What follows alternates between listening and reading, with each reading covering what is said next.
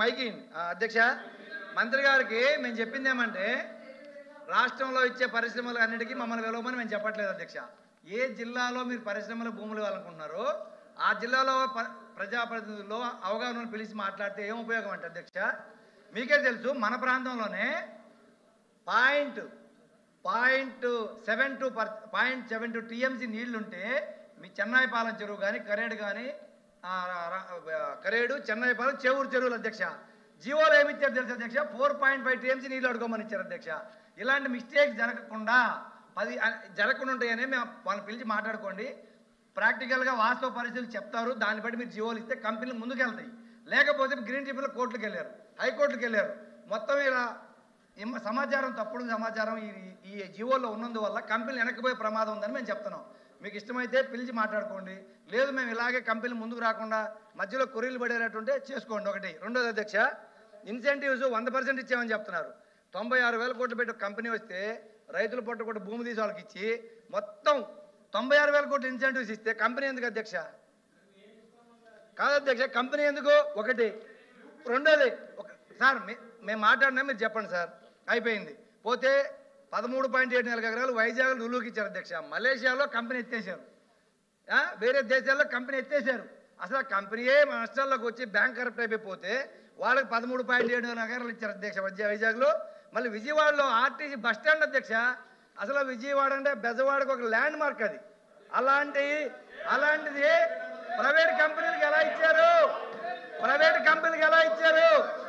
అధ్యక్ష, ఇప్పుడు మీరు ఈ వరుస కంపెనీ ఎవరిది? ఏటేటో దేశపోలేదు. ప్రైవేట్ కంపెనీలకి భూములు, ఈ ప్రైవేట్ కంపెనీ ఉర్సా ఎవరిది? ఈ ఉర్సాకి 20 ఎకరాలు ఎందుకు ఇచ్చారు వైజాగ్ లో? ఏ ఉద్దేశంతో ఇచ్చారు? విజయవాడ బస్ స్టాండ్ ఎందుకు ఇస్తున్నారు? ఈ రకంగా మొత్తం ఇక్కడ ప్రభుత్వ భూములు, ప్రైవేట్ కంపెనీలకు ఇస్తున్నారు కరెక్టే. దీనివల్ల ఎవరికి ఉపయోగం, ఎవరికి ఉద్యోగాలు వస్తున్నాయి? ఉద్యోగాలు రావాలంటే కంపెనీ ముందుకు పోవాలంటే కోర్టు కేసులు లేకుండా ఉండాలా? మీరు చేసే అన్నీ కూడా అవగాహన లోపంతో చేస్తున్నారు, అధికారులు అవగాహన లోపంతో చేస్తున్నారు. మీకు కూడా మంత్రులకు కూడా తెలియకుండా జీవోలు ఇస్తున్నారు. అధికారుల నుంచి మేము అడుగుతా ఉన్నాం. అధికారులు మంత్రులకు తెలియకుండా జీవోలు ఇస్తున్నారు, ప్రజాపతి తెలియకుండా జీవోలు ఇస్తున్నారు. దయచేసి మీరు దీన్ని కన్సిడర్ చేయండి, మీరు పరిశీలించండి. ఏది వాస్తవం ఏదో వాస్తవం అనేది తెలుసుకొని మీరు చర్యలు తీసుకోవాలి తప్ప ఏదో ఒకటి మేము చెప్పేస్తామంటే కాదు అని చెప్పి సందర్భంగా తెలియజేస్తా ఉన్నా. ఓకే, నెక్స్ట్ క్వశ్చన్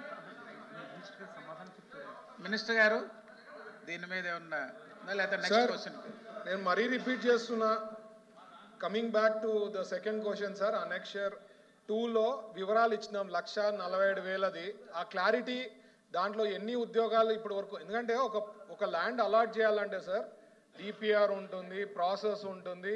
ఆ డిపిఆర్లో వాళ్ళు పెట్టింటారు ఎంత పెట్టుబడులు పెడతారు, ఎంతమంది ఉద్యోగాలు ఇస్తారు, ఇవన్నీ ఉంటాయి. ఎంత టైం ఫ్రేమ్ అనేది ఒక క్లారిటీ ఉంటుంది. అప్పుడే మనము సేల్ అగ్రిమెంట్ చేసేది. సేల్ డీడ్ కన్వర్ట్ అయ్యేది వాళ్ళకు కూడా తెలుసు, సీనియర్ సభ్యులు ఉన్నారు ఇక్కడ.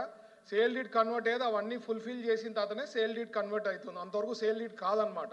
సో 1,47,000 ఫస్ట్ క్వశ్చన్కి సంబంధించింది. సెకండ్ దాంట్లో 1,47,000 ఉన్నారు. దాంట్లో ఎంతమంది ఏమనేది over a period of time it will happen. But ఆ క్లారిటీ ఫస్ట్కి ఇచ్చిన దానికి నాకు 1,47,000 మందికి ఉద్యోగాలు వస్తాయి.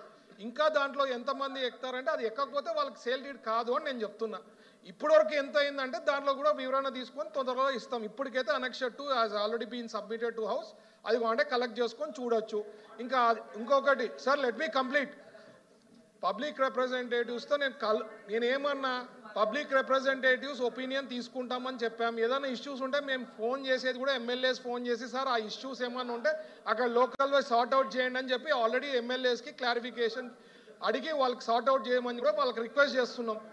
ఇంకా ఏమన్నా ఉంటే వచ్చి కలిచండి sir, we are red carpet welcome. మేమేమన్నా అడ్వైజ్లు ఉంటే చెప్పండి అని కూడా చెప్తున్నాం. ఇంకా అంతకన్నా ఏం వివరణ ఇవ్వలేము సార్.